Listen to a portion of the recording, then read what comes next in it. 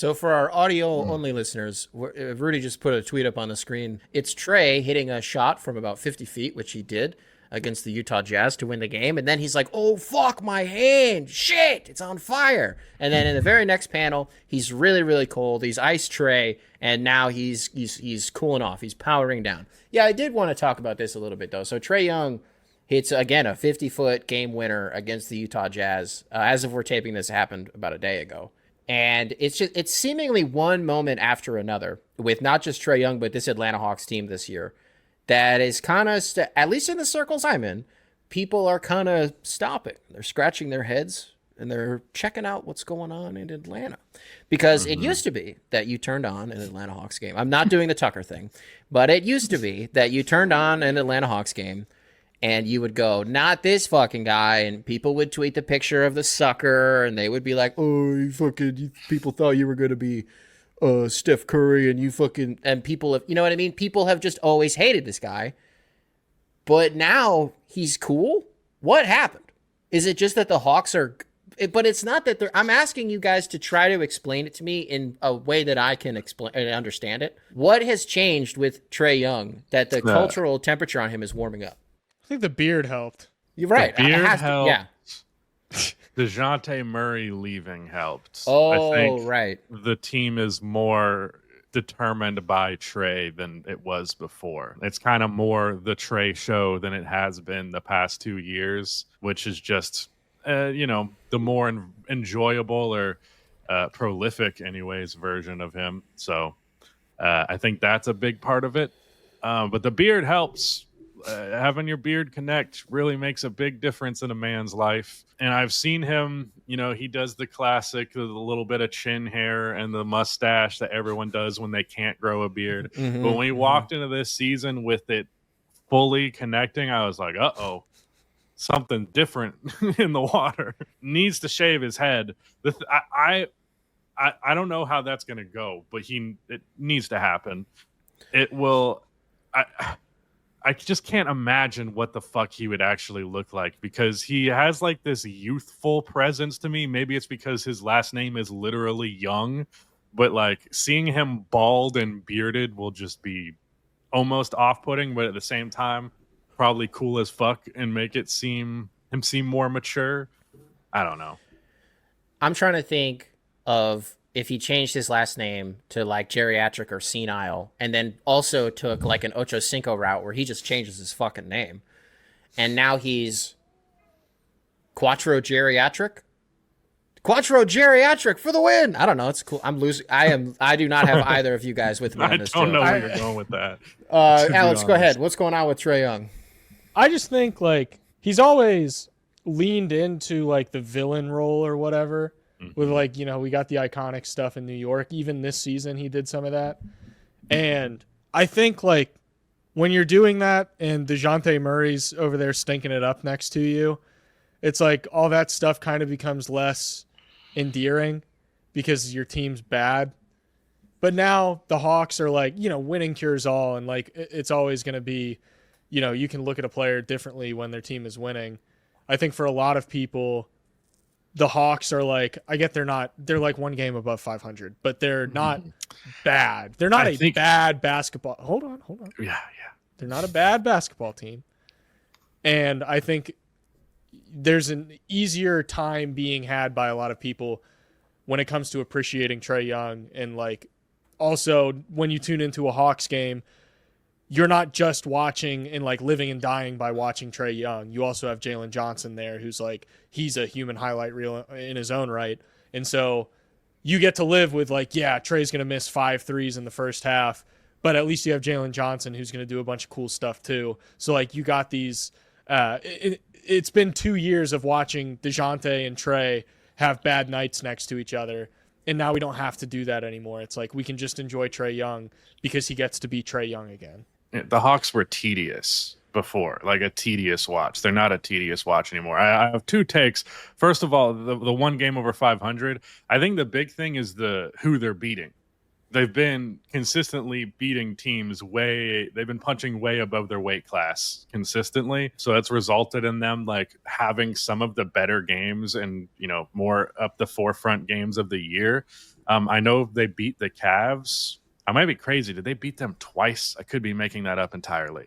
I don't know. But either way, I know they beat the Cavs, and that's not an easy thing to do.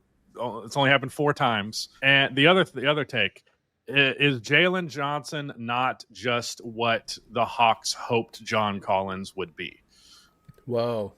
I don't know if John Collins ever had the point forwardness that Jaylen Johnson has. But I think the thing with John Collins there was, he's a great rim runner. Obviously, he's got a little bit of like one-on-one scoring bag. He could kind of displayed a little bit of a jumper. So it's like, okay, this guy's got some more stuff to his game, but they clearly wanted him to be more versatile than he actually was. They wanted him to be actually a shooter and not just kind of.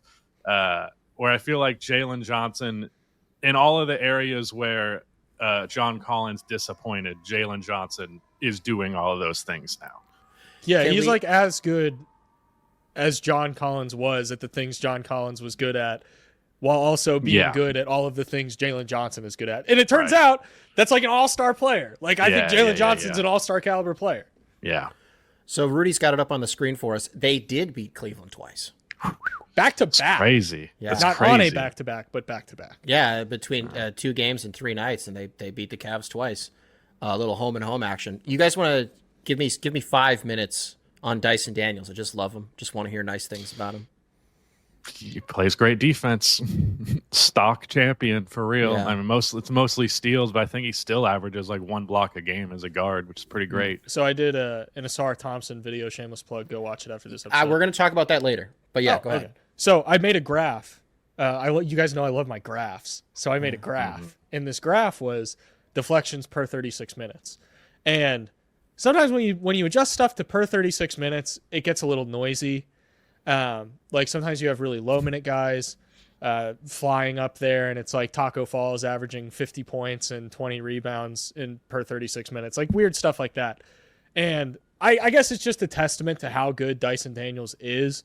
But like, even when you adjusted things per 36 minutes and set like a minimum 250 minutes played this season filter, Dyson Daniels was still number 1 in deflections per 36 by far. Like, I think second place was Alex Caruso, and he wasn't even close. So, I don't know. He's just great, man. Like, to have your hand, I think, like, if you played basketball before, you understand how difficult it is to be so active on defense and, like, literally have your hand in everything. Not only just, like, the skill that requires, but the energy that requires. For Dyson Daniels to go out there for, every single night and do what he does on the defensive end while still also putting up 13 points per game on offense, like, that's hard to do. That's really, really, really, really hard to do. He rocks. The other thing is it's hard not to, fucking gamble all the time to get to those numbers. Like, usually if you get a guy who's like that high up in steals, it's like, okay, this guy's probably blowing assignments constantly because he's trying to get steals, but that's just not the case with him. And he's bringing the defensive energy that they hoped they would get out of DeJounte Murray without getting him wanting to take, 15 shots a game. So it's like all the positive, none of the negative, way cheaper, way simpler. It's just way better across the board. Did you guys see the thing at this point? I think this happened while we were on break a couple weeks ago. You see the thing where he was like, yeah, New Orleans is cursed. He's like, I kept getting hurt when I was in New Orleans. Everybody gets hurt when they're in New Orleans. What do you guys think? Is New Orleans cursed? Here's the thing. All great curses have a reason. For the Chicago Cubs, it was the curse of the Billy Goat, correct? So well, that's the Lions, I think. The Lions? Oh. Well, someone has a curse, the curse of the Billy Goat's like the big thing. And like there's always a good story. So I guess my question with the Pelicans being cursed is like, why? Why would they be? Is it because Utah has the name the Jazz, even though New Orleans should definitely be the New Orleans Jazz, and Utah should be like the Soakers Utah or Mormons? like that? I don't know. I guess my question is, what's the Yeti. story? Yeah, the Yeti. Sure. I think maybe it was the Pelicans rebrand. Maybe I think that might have been when they were doomed, when they chose a fucking Pelican. It's like I think literally their aesthetics are just so shit that they're cursed to be a good team. You can't be a good team with jerseys that ugly. Well, I understand. I also understand that the king cake baby is a cultural staple of New Orleans, but it's terrifying. I'm sorry. Like, it's fucking scary shoot to look that at. thing. What the hell? I'm scared of it. So I don't know. That's probably part of the curse. Rudy, will you make a timestamp to bleep this out? I'm still going to say it, though. Do you think... Also, just real quick, I want to shout out, we're talking about Dyson Daniels defensively, and we're kind of looking at Jaylen Johnson in more of an offensive light. Jaylen Johnson's a great defender. We brought up the curses thing. If it's all right for us to retract back to that for a second, I was researching the Clippers before this. A lot of people have apparently theorized that the reason the Clippers are cursed is because they were originally the Buffalo Braves, and the Braves is like a racialized Native American term. Like, it's a Native American characterization into a mascot type beat.